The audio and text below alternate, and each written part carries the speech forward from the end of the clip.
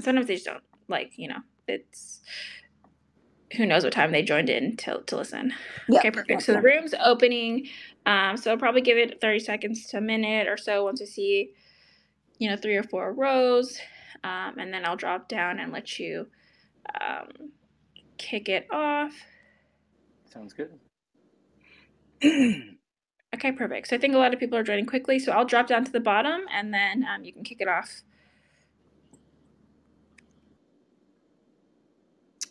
Awesome. All right. David, do you want to get us started? Sure. I think we have a few people still joining, but we can get started. Hello, Fishbowl. Thank you for joining us today. My name is David Huang, and I'm here with the event host, Rachel Serwetz, who's the founder and CEO of the career coaching company, WOKEN. We're excited that this is our second time speaking on Fishbowl. You can follow us by clicking our profiles to be notified of future conversations. Today, we're going to be discussing how to clarify your best fit career direction and how to pivot to pursue your ideal path. We do have a jam-packed Q&A with a ton of guidance that will last about 25 to 30 minutes. Then we'll guide you through a facilitated self-reflection exercise for 5 to 10 minutes. At the end, we will have an open floor for audience Q&A for about 20 minutes. For this, we welcome the participation from the audience by raising your hand to join the stage. Button is on the bottom right corner, and I will accept it during that time. So let's get right to it. Rachel, so when I'm thinking about my next steps in my career and I'm wanting a change, where do I start? Yeah. And hey, and welcome everyone. And thanks so much for being here. I'm a career coach and at any point, happy to dive into my background. But for the sake of time, we're going to dive into all the tips. So when you're thinking about your next steps in your career and you're ready for a change, one of the first important questions is, there is an element of reality, right? We want to talk about like ideal career paths, but financially, right? We need a job and it supports our life. So you want to ask yourself your timeline. If you sort of, need to move quickly, finding a similar role somewhere else is the sort of easier, quicker thing to do. And sometimes that could also just be an interim state where you get a job as a placeholder and then you still pursue that pivot on the side. But if you have a little bit of time, then you really want to ask yourself, let me just explore and clarify my direction and debate, if there's different options, you want to get clear, like if you're sort of considering a pivot, what path makes the most sense, and then you can start that formal job search and start applying. So really your timeline and your sort of needs is question number one. Just to quickly give you a super quick definition, I talk about something called career path exploration. That's sort of a phrase that I coined. Sometimes I'll call it career identification, but essentially it's a process where it is a distinct process that is a precursor to the job search. So it is a series of steps of learning about different roles and industries, as well as simultaneous self-reflection. And that allows you to compare, contrast, and clarify which role, which industry, and which environment is the best path for you. And that is a combination of what is the best next step, as well as, a bigger, path. So it's important to consider sort of the immediate next role, as well as sort of where could that lead in the future. So that's kind of what career exploration is. The important thing is that it is a phase unto itself where you can really just reflect, learn, explore, and get to a place of confidence before you start applying anywhere, in a nutshell. And we're going to dive a lot deeper into all the different ways of pursuing your next steps. But that's sort of a brief definition just to ease us in. Super helpful, Rachel. Next question we have here. How do I consider and clarify if I even want a career change? Yes. So this is important. I think a lot of people we often feel just in between, right? We're like, I think I want this, I don't know. And sometimes the not knowing where we would go next in our career makes us hesitate if we even want to change. And those are two different things. The ability and the willingness and the readiness to know that you want something more, something better, something different is one thing. Don't let the lack of clarity on what it is you want sort of hinder you from pursuing anything at all. And that's where exploration comes into play. It's a phase where you can just say, what do I want? But here are some hints as to recognize, like, how badly do I want to change? Am I even ready for a change? You want to think about, like, how long have I been thinking about this? Right? Was it weeks? Was it months? Was it years? You want to ask yourself, how engaged are you in your current path? Um, has there been a feeling of needing and wanting more, but maybe you're not sure what that looks like? And are you aware of what could be next? You want to ask yourself, like, what do you want and what do you need in a career? Is your potential and your challenge being fulfilled? And how does your current role stack up? You also want to ask yourself, is there something or anything holding you back? Sometimes it's subconscious. There might be a hesitation. You might not be sure, am I capable of making this change happen? What am I capable of? What do I even want? So, really uncover what's going on in the mindset, because sometimes that we conflate those hesitations with readiness and interest with pursuing a change versus the fear of what that change may be, right? So you want to separate those two, and then you want to think about, what mindset would I have to embrace to actually explore my next steps? You'd want to feel open-minded, you'd want to feel creative, you'd want to feel a little bit of brave and vulnerability to say, what else is out there that might be new and different for me? So figure out kind of how you're feeling now and how you might want to feel in order to just open up your mind to the options. And just remember to try to learn about your options before you decide whether you cannot pursue them. So the mindset is a really big element in pursuing any sort of next steps in your career. Thanks, Rachel. And change is scary. So how would you suggest I get comfortable with change?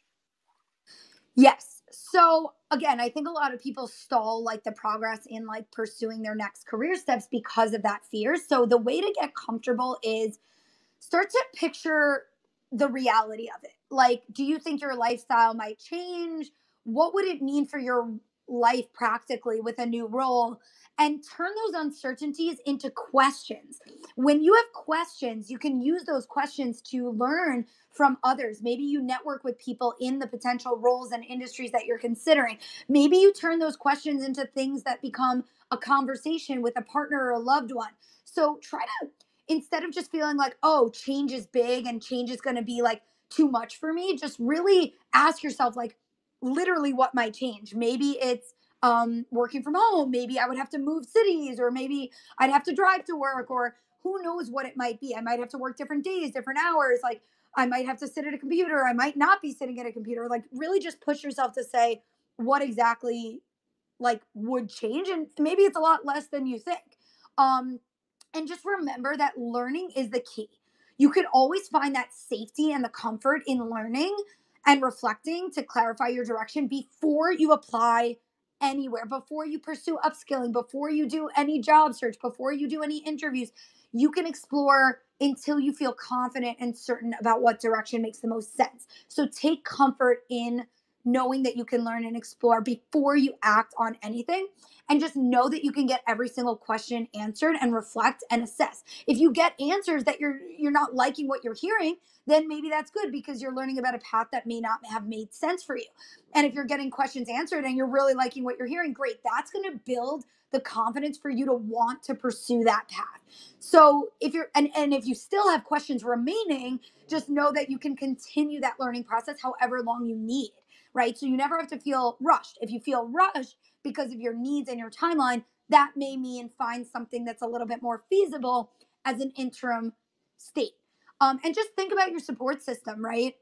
Do you feel pressure? Sometimes that pressure is subconscious. Like, I remember personally, I felt pressure. I was trying to pursue entrepreneurship, and, like, I came from a family where it was just that would be really risky and scary. And I was, like, crying to my dad, and I was just like, I can't be in the corporate world anymore. He never said to me, like, you have to be in the corporate world. It was just a feeling. So sometimes we have feelings of pressure from our family. And so have the conversation, build support around you.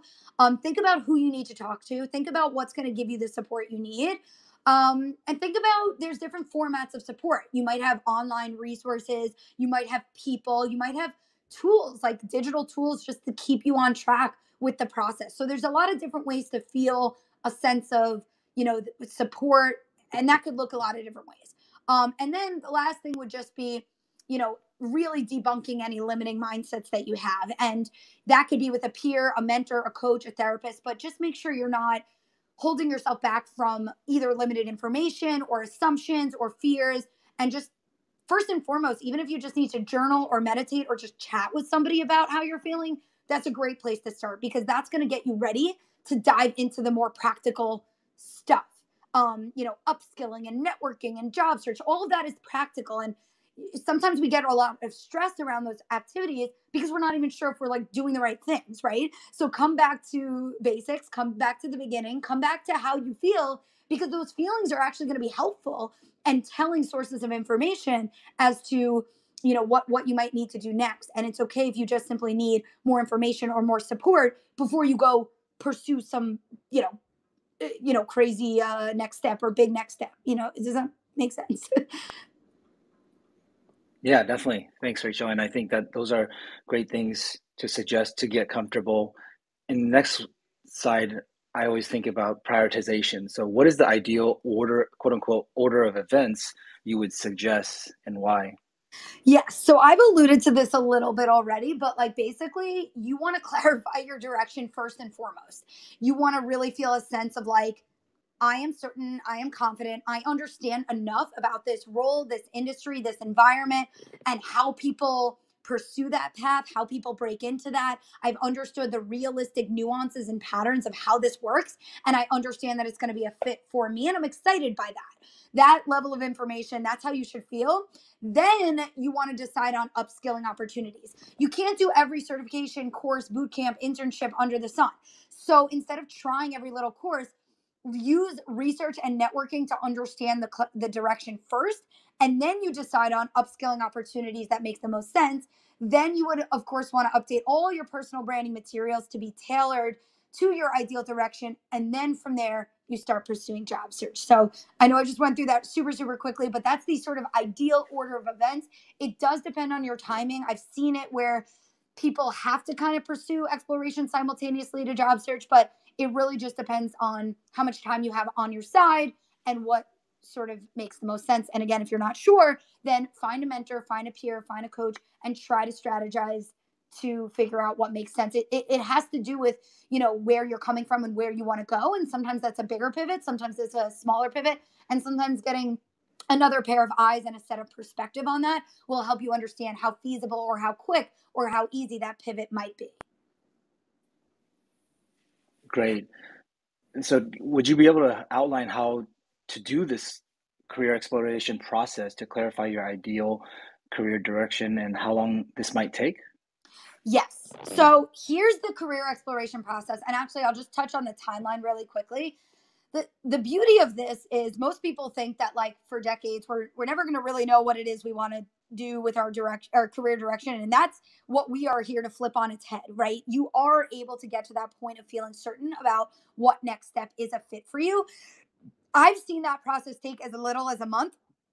On average it takes about 2 to 3 months, but it does depend. Like sometimes people want to go slower. If you put in about 2 or 3 hours a week of this process, you really can find that sense of certainty in just 2 to 3 months. Remember, it's a series of steps of practical learning and reflection.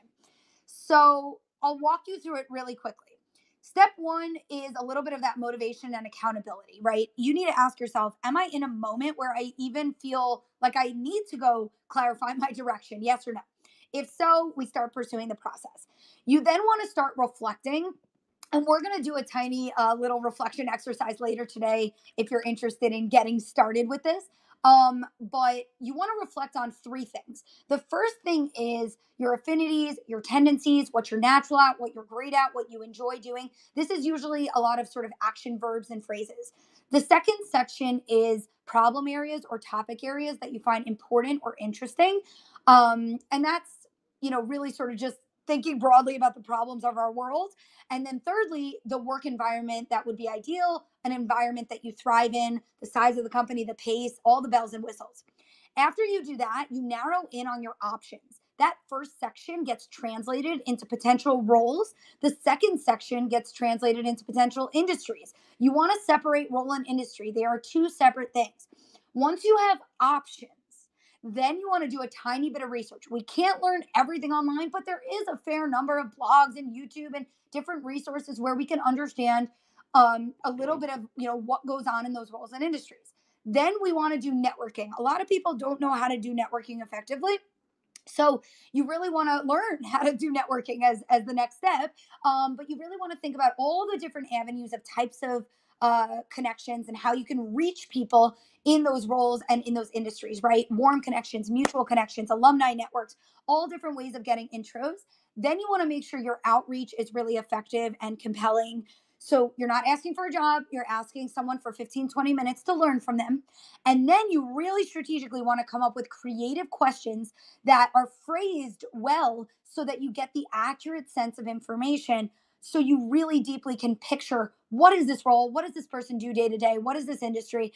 And actually on our website we have a whole downloadable list of creative networking questions that you can ask. Once you get into the networking phase, I call it pivot loops. Say in a given week you have one or two or three networking calls. You want to synthesize what you're learning, connect the dots, relate that back to yourself, and ask yourself, what's next? Did I just uncover a new role? Did I realize that there's something that is a fit, isn't a fit? What should I learn about next? If you do those pivot loops of learn, synthesize, reflect, and pivot week over week, just for 2, 3, 4, 5 weeks, it doesn't have to be a crazy amount of time. You will get to that point of comparing, contrasting, prioritizing, and feeling certain around this role, this industry, and this environment is a good fit for me. And that feeling is irreplaceable. It's just so exciting. You feel that sense of relief. You have enough information about what these paths are like, and you relate them back to yourself. That's all the formula really is. And that's where you should sort of get in the end. Great. That outline helps, and the prioritization prior to that definitely helps as well. How would you know, if you're quote unquote done with this career exploration? Yes. So a lot of people say to me, like, oh, I'm open to any role, I'm open to any industry, or like I have these different options. In my head, if you have different options, you haven't done enough learning or reflection, or both. So if there's two different roles on your radar, or there's three different roles on your radar, you want to ask yourself, what are the differences between those roles, and which one is a better or best fit for me, and why? Based on how those roles differ, and based on what I'm like, and what I'm good at, and what I'm natural at, and what I enjoy. It's not to say that you could never go pursue that second choice, but I think people conflate like narrowing in with like lesser volume of opportunities. You can still go find more of the right thing, but you really want to have a really deep understanding of what role and what industry is a great fit for you. And that's going to make it so much more effective in terms of your interviews and explaining why you're a fit. If you know that you're a fit and you have that answer before anyone asks it of you, your answer is just going to be that much more compelling and authentic and logical when you go into the interview and the job search process. Another thing I like to think about is, if your career search isn't fun, your job may not be either. If you're not enjoying the networking and the interviews, like, think about who you're talking to and what you're talking about. Those opportunities are a mirror into the work you might be doing on the job. So really reflect how you're doing in the process and what you're interested in as way of these networking conversations, to see if that gives you clues as to what to pursue more of or less of. Appreciate that, Rachel. And how should someone think about deciding on upskilling programs, or going back to school, deciding on a course, certification, boot camp, any of those areas you can share? Yeah. So, pivoting involves highlighting your transferable skills, but it does involve learning new skills. And there's a few different ways of thinking about it. So, number one, you do want to do networking and career exploration to understand what role is the right fit for you. And you also want to understand from these networking conversations, how do people realistically break in? So when you have networking conversations, you can ask for like sort of hiring trends, hiring patterns. Who were the last few new recent hires on your team and what stood out to you about them? Or, what do you look for on a resume? Because sometimes, we jump into upskilling, but perhaps that role really, maybe they look for a portfolio, or maybe they look for you to have experience on your resume, or other roles may prioritize more formal training like a certification or something like that. So you really want to network to understand the reality of what experience level do you look for. Another thing to think about is sometimes internal mobility is another way of sort of thinking about upskilling, because say you get a role that's sort of adjacent to your ideal role, and then you're in the company, you might be able to do some like internal side projects to work with the team that you're really hoping to work with. And when you do that over the course of a few months, maybe you can move teams internally. So sometimes when you're thinking about a pivot, you may not, sometimes it's too big of a leap. And when you network with people, you can actually ask them, is there sort of an adjacent team or an adjacent role that makes it a little bit easier to get started? And maybe it's a journey of a two-step process, right? So when you're thinking about like pursuing a pivot or pursuing new skills, you really want to understand like, what do hiring managers value literally, and get examples and patterns and stories and trends around that, and use that to inform sort of what sort of learning opportunities you're going to dive into. The other thing about upskilling is thinking about the format, right? Is it a course or is it hands-on learning? You could do pro bono work. You could do a self-driven project.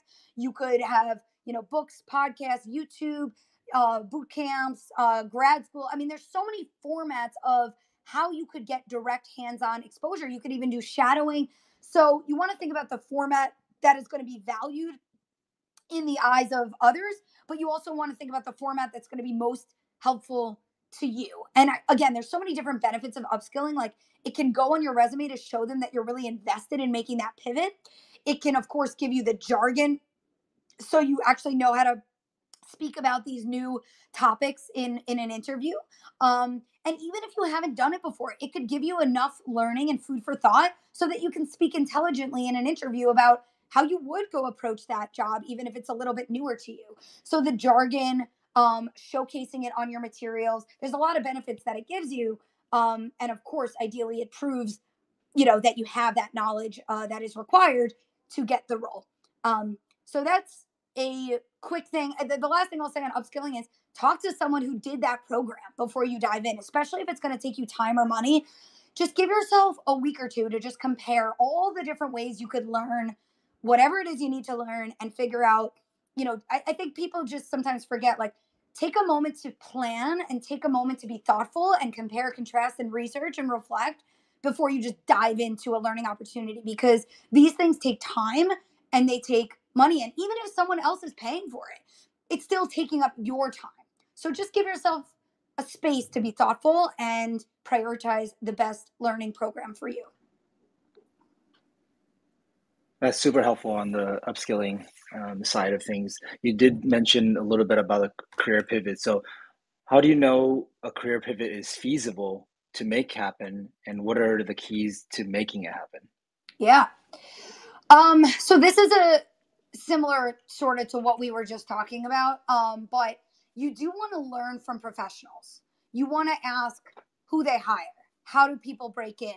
What role, like, say someone's coming into their team, where did they come from? Is there a trend where everybody comes into their team and they usually have been in some prior role or prior team before they come into this role, right? So is there trends, patterns? What do you look for on their resume? Get stories. Ask for the most recent 3 new hires on their team and see what you can, gauge from that.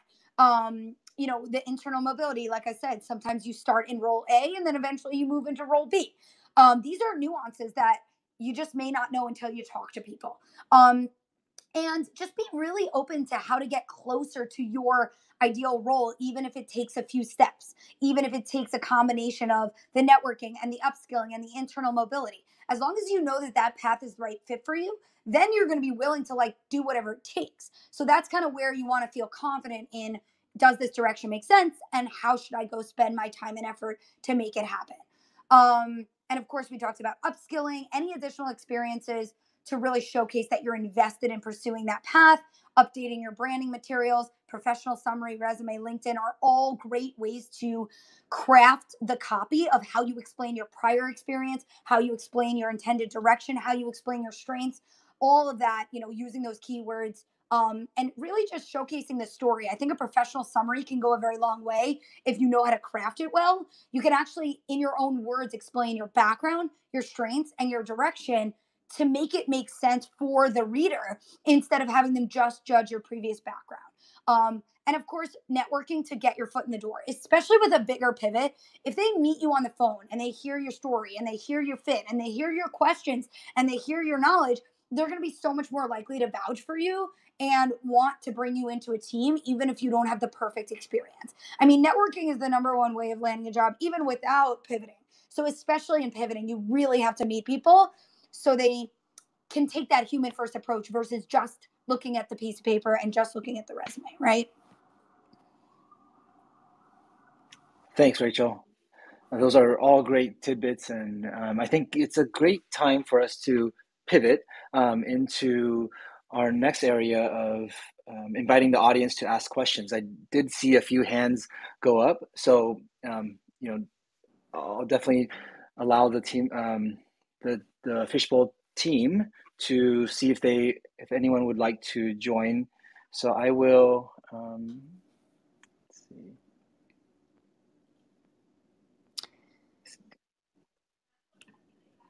Cool. Yeah, so if anyone would like to, Yeah.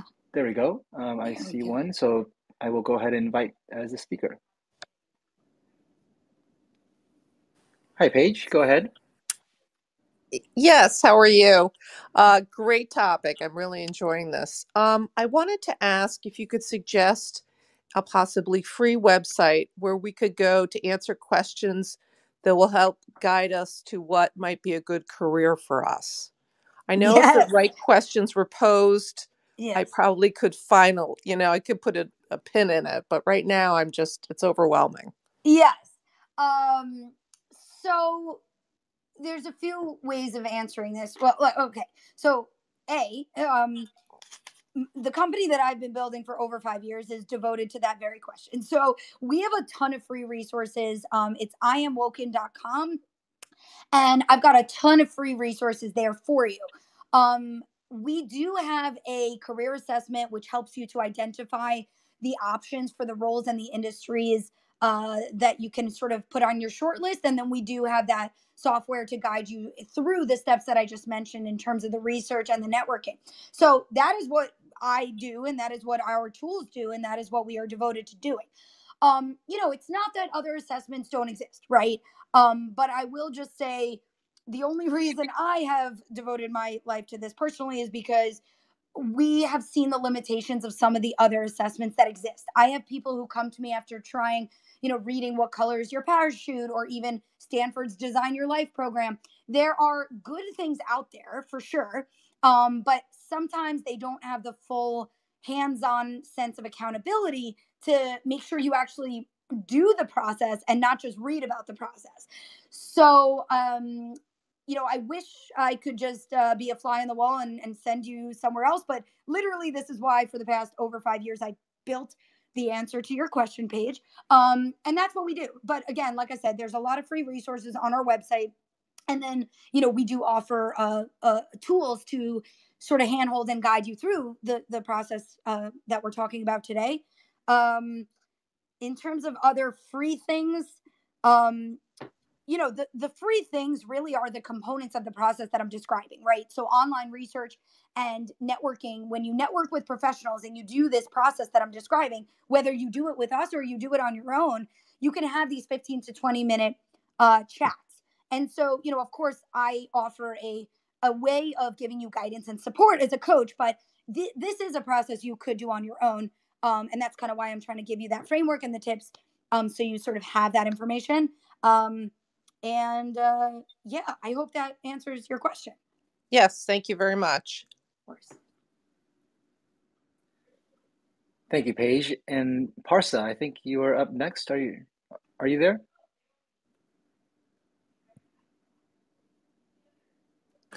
Hello. I didn't mean to join. I'm not too sure what is being discussed here. Is it about making a career pivot? Is that what we're speaking on? Yep, we just had a whole 30 minutes, so not sure where you came in, but if you have any career challenges or questions, we're happy to hear. If you want, I can sort of put you in the listeners section, and then, of course, raise your hand again if you do think of any career questions. But, of course, if there's anyone in our audience who has anything on your mind, feel free to ask. And if we don't see any hands, we do have a backup of other questions that I think might be valuable. And we also do have a guided self-reflection exercise that I'm happy to guide the audience through if you wanted to do that. But I do see a hand, so I'll bring Cynthia up here. Oh, I do have a question. So a lot of times we go to school, we study, we get degrees, and then we look to match a job with what we've learned or where our background is. I guess my question is what tips do you have for students who are in academia pursuing something that want to maybe get into industry or work for a private company, something that's not academic based, uh, anything around that would be useful. So it sounds like you're maybe in an undergraduate experience at this moment. Is that correct? Graduate education, undergrad. Oh, graduate. Okay. Yeah, but they're Yeah. fine. So if you're in graduate school and it sounds like you're just sort of looking for a corporate path and not to, when you say not academia, I'm assuming there's a lot of, there's so many different corporate pathways you could go down. So it depends what you're asking. There's a period of learning and exploring and reflecting on which role in which industry is right for you. So that would be a phase and a goal that I would recommend to do first. And then there's other tips that I can give you, of course, as to how to update all of your materials and how to go job search strategically, which would be like a whole other discussion. But just to give you like a 2 seconds on job search, I mean, at least 50% of your time in job search should be spent networking. It is statistically the number one way of landing a job. And of course, there are online job boards. There's other ways of spending your time wisely in job search in terms of joining events and webinars, both to learn as well as to meet people, doing research around your target roles, target companies, target industries, of course, tailoring your materials, even doing some upskilling and productive projects during your job search, and measuring how you're doing so you can pivot week over week. You don't want to just be doing the same thing in job search every week and assuming different results. So you want to be reflecting and strengthening your approach. But that's my like super, super, super quick job search guidance. But Parsa, I think we will have this recording. So there's going to be a bunch of questions we answered, I think, before you might have gotten here today that, I would check back for the recording, and that will give you a lot of the basic frameworks that I think may help. And of course, you can check in on our website, and we have a lot more guidance on all of this as well. And so my profile has some more links that you can check out.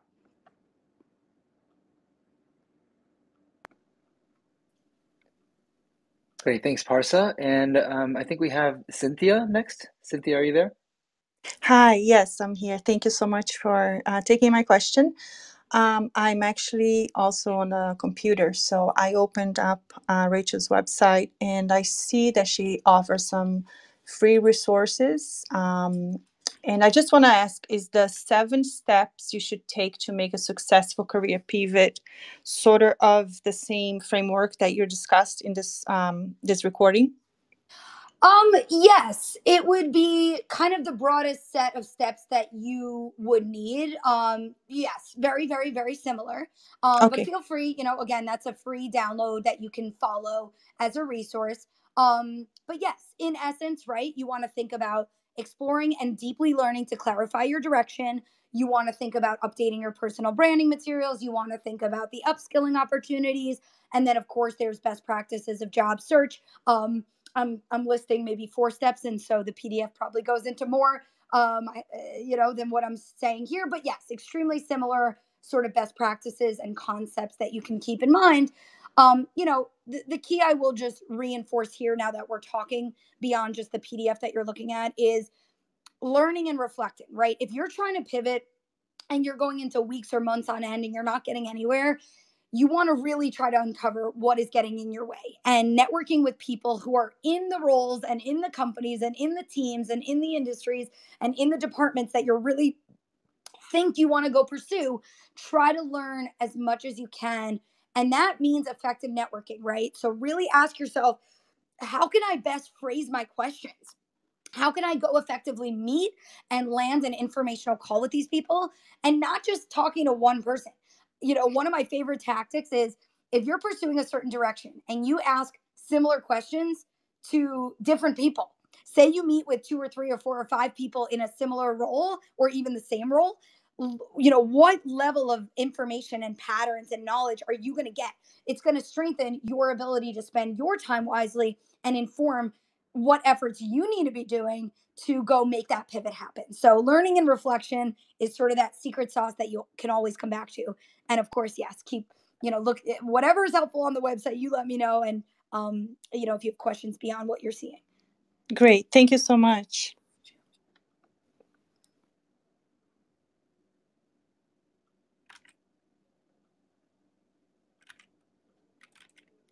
Any other hands? Any other questions?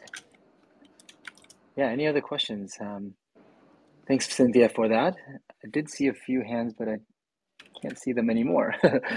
Apologize about that. Oh, I see one here.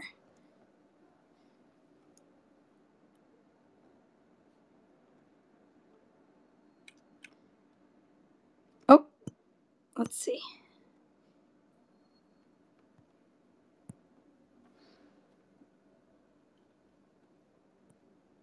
Rachel, my question is referring to networking. Networking. Sorry, Dialim. It sound your sound is sort of inaudible. Could you mind saying your question again? Whenever we're asking questions, networking.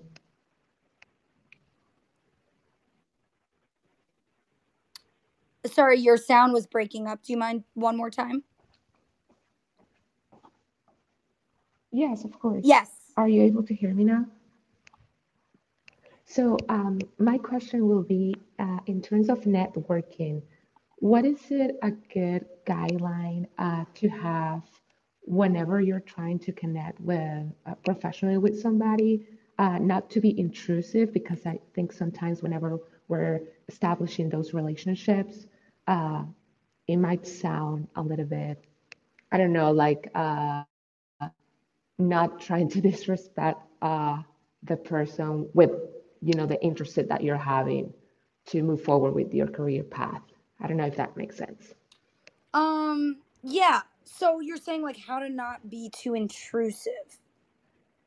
Yeah, like you're trying to have insights and of course like see how you can navigate your path, but at the same time sometimes asking questions, it can be, like people don't have that much time to also engage with you, or maybe Yeah. or like if you're like exceeding a boundary within that relationship that Okay. Yeah. is I the see what beginning you of our mean. relationship, and Yeah. they will not allow you at like the first Yeah. point of contact to have like so much insight for you or something. I see what you're saying. Well, first of all, this is where, when I talk about how to phrase your outreach, I mean, it all starts with who you reach out to and what you're even asking. And you can set the context as to your goal and what you're asking for. And what you're asking for is really for them to share their experiences, their information, their perspectives. You're not asking for their opinion necessarily. You are asking for information, and you're asking for their time, really, to share 15-20 minutes with you. Not every single person is going to say yes necessarily, but about 50% I think will respond and be willing to help. So know that if they're say yes and they're willing to help, then in all likelihood it's not that they're going to be willing to answer every single question, but in all likelihood the questions you're going to ask are professional in nature.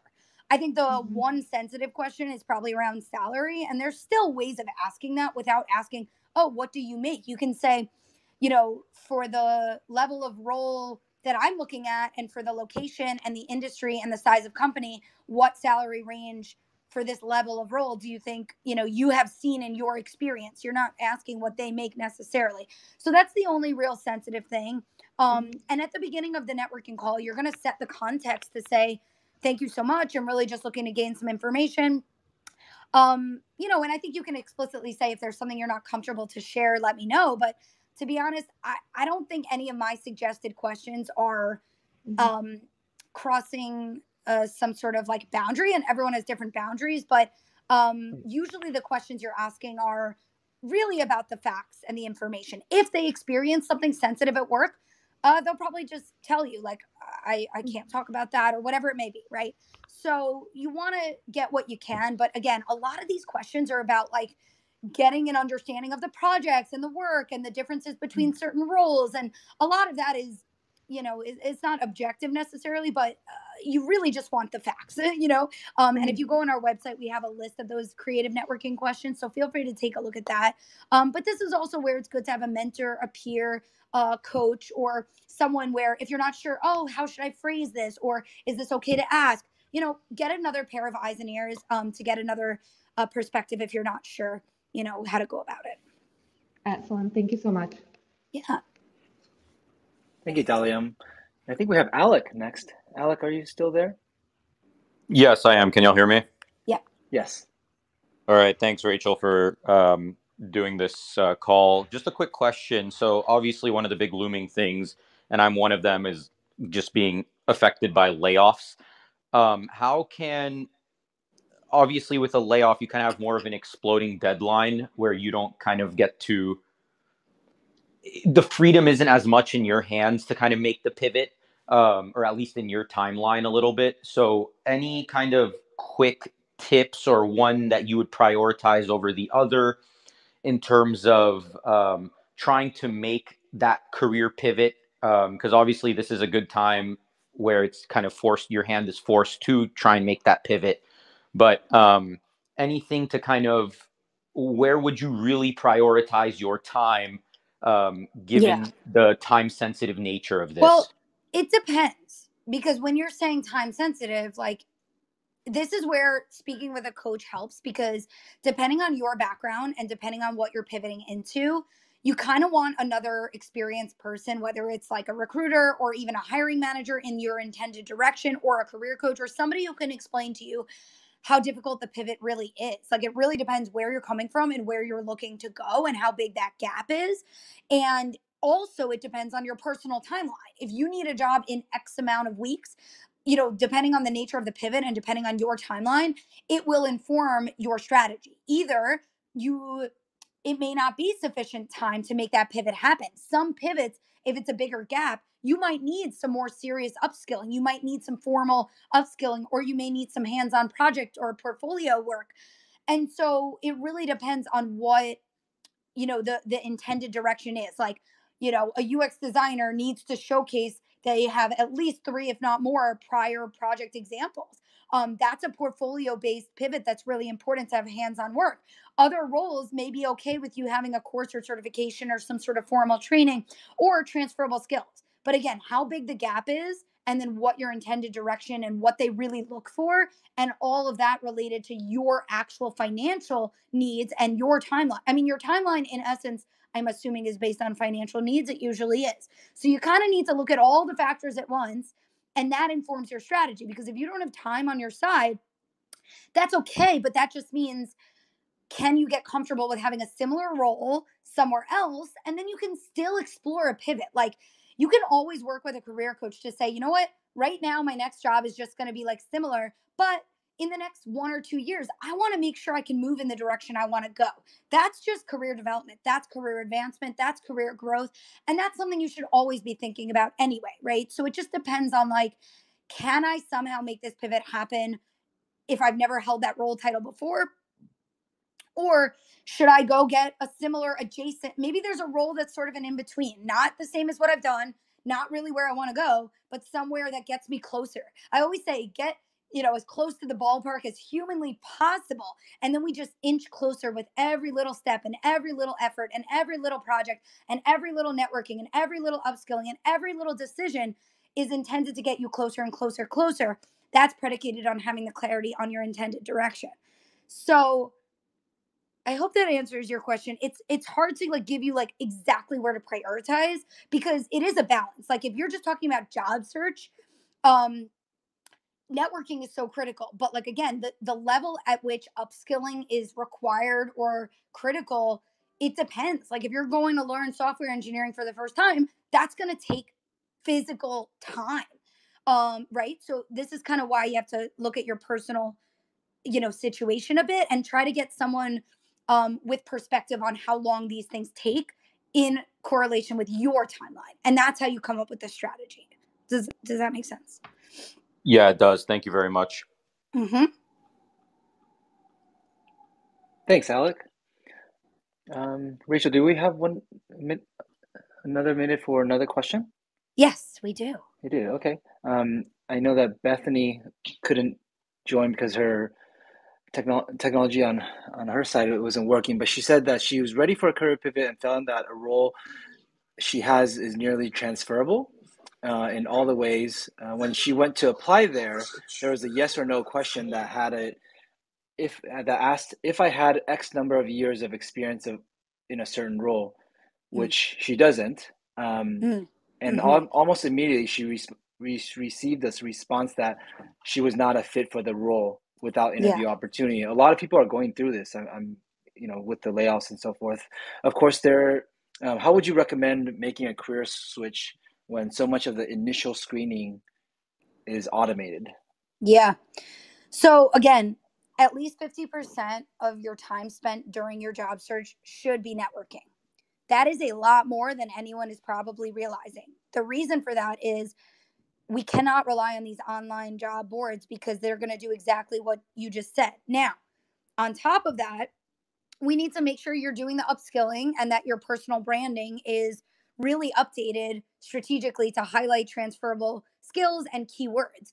But if you're going to have to say no, then the only way of doing it is networking. Because if you think you're a fit despite having to answer no, and again, you really need to get honest with yourself of like, am I a fit? Have I learned what I need to learn? Would I, like, do I understand this role sufficiently to even be spending my time applying right now? Or do I need to be upskilling more? And so if you do think you're a fit, networking is an important and critical thing because when they meet you, they're going to hear your fit. They're going to hear your knowledge. They're going to hear your questions. They're going to hear all of that by way of your story. And like I said, updating your materials as much as humanly possible to be in line with your intended direction. And you can get creative. Like I have a resume template that's a little bit more about like who you are as a person versus just focusing on the past experience. So the layout and the design and the real estate that you give on your resume to certain things, you can get creative with that. But look, we can't ignore like, are you a fit or are you not? And so, but that being said, the quick answer is do not spend 100% of your time. Do not spend 90% of your time. Do not spend 80% of your time. I usually recommend 10 to 20% maximum in the online job boards, online job search engines, online job applications, whatever you want to call them. It should not be a majority of what you're doing. They can't hear you. They can't see you. They can't meet you. They can't get to know you. They can't hear anything like that. But on top of that, again, you need to have the understanding, the nuances and the reality of what does this role actually require just to make sure you're not wasting your own time. So use learning as your tool, right? I know I'm going quickly. I hope that answered your question. And I see we have Daryl up here. I'm happy to take your question. Hey, Rachel, do you hear me? Yes. Hi, thank you for this, by the way. So my question, and I appreciate this, by the way. So my question is in regards to, okay, I'm trying to make a pivot into something I've never done before, right? So I want to become a financial advisor, completely different from what I've done before. I've done some research and I've networked with different companies and people within those companies like, hey, what does it take to do this? What are the ins and the outs? As far as salary, that's completely variable, right? But my thing is, okay, do you have any tips as to, like, I believe that I can do well in it, but since I've never experienced or done anything remotely similar to that, I am like struggling with the imposter syndrome even prior to making that switch, right? Yes. So my thing is, okay, like how, with the research that I've done, the people that I've talked to and the companies that I've talked to as well, how do I go about it so that I can make the jump, make the jump knowingly, everything that I have, all the information that I have and all that, Mm-hmm. knowing what I'm getting into, Yeah. and Yeah. and just tips So as far as the yeah, imposter so I syndrome. think like you need to ask yourself like what is exactly driving the imposter? Like get really specific. Because sometimes I know this sounds crazy, but this could go back to like you were 3 years old and someone told you you couldn't do something. I know that sounds crazy, but like you really need to ask yourself like what is driving this feeling? Now, to your point, it could just be I've never done this before. But you need to ask yourself like what is driving it specifically and what's going to help me. Maybe shadowing somebody, maybe volunteering pro bono, maybe doing a little internship on the side of your job for free for maybe it's 5 hours a week for 2 months. Like I don't know, getting exposure or getting the formal training through a course. Like you need to ask yourself, do I need sort of more exposure? Do I need more skills? Do I need more learning? Or, sometimes with like financial advisor roles, it's kind of entrepreneurial. So is it simply just taking the leap? Is it like logistically, what is this going to mean? Do I have to like quit my job? Am I going to have to build up a business? Because sometimes that's what, financial advisors sort of build up their own clientele. So, you know, you need to ask yourself like is it like the leap of faith, is it the financials, is it the fact that I'm going to have to go do sales and business development, is it the fact that I'm going to have to market myself, is it the fact that I haven't gotten formal training, is it something else, and so really ask yourself like what it is and what's going to help you. And if it's something entrepreneurial like that, to be honest, it's a matter of like getting support, getting guidance, having slow momentum, like one step at a time. Because I keep coming back to it is a little entrepreneurial. And with anything entrepreneurial, you have to see it as baby steps. If you see it as this big mountain, it's so scary. You're never going to want to go to the top. But if you like literally just have one foot in front of the other, it's like, what is step number one? Maybe step number one is a little upskilling. Maybe step number two is a website. Maybe step number two, or I don't know, like I'm sort of making it up, but you really need to break it down into like, what could it look like for the next 1, 2, 3, 4 months to like project plan this out. So, I'm a big fan of like take comfort in the fact that you can just strategize before just like diving in. So like plan it out and then learn. So like meet with like 20 financial advisors and ask them like what was your first month? What was your first 3 months? What did you do? What was most helpful? What was not helpful? How did you get started? What are your tips for someone new getting started? I'm just such a big fan of networking to learn. If you chat with 15 advisors and like understand their journeys, but then on top of that, get support. If you have a mentor, a coach, a peer, um, I always come back to mindset, accountability, and practical strategy. Are you tapping into your mindset if there's something holding you back? Are you staying accountable and productive and putting in time towards your goals? And then thirdly, are you doing sort of like the best practices and being strategic in whatever efforts you're taking? So just come back to each of these three things. But yeah, I think any change really requires support and some guidance and somehow making a scary big change more comfortable. And it just is uncomfortable. So, how can you make it more structured or more comfortable, right? It's never going to feel perfect, it's never going to feel easy. But how can you like ask yourself, what do I need more of? And just go find that thing, right? I hope that helps. That was great. Thank you for all that advice. Yeah, of course. Thank you, Daryl. Thank you, Rachel. And thank you for the participants that send in questions and ask questions. This was hopefully this was super helpful. But since we have only a few minutes left in this conversation, Rachel, where can people find you or connect with you? Yes. So I believe all the links should be in my profile, but on LinkedIn, it is my full name. So feel free to connect on LinkedIn, Rachel Serwetz. And then on, of course, we have our Fishbowl profile and we have our LinkedIn WOKEN page, Instagram, TikTok, and our website is iamwoken.com. Our handles on social is usually Get Woken or just Woken. Yeah, so check us out, go to our website, and if you follow our socials, we always post free events like this. And so, as long as you're on our email list or following our socials, we'll post on there for things that are coming up. Yeah, on our website, I post a bunch of free blogs, videos, past webinar recordings, meditations, downloadable guides.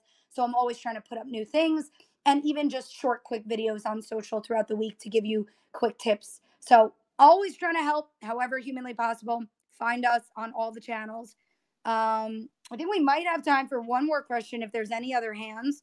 So let us know if there's anything else we can cover today.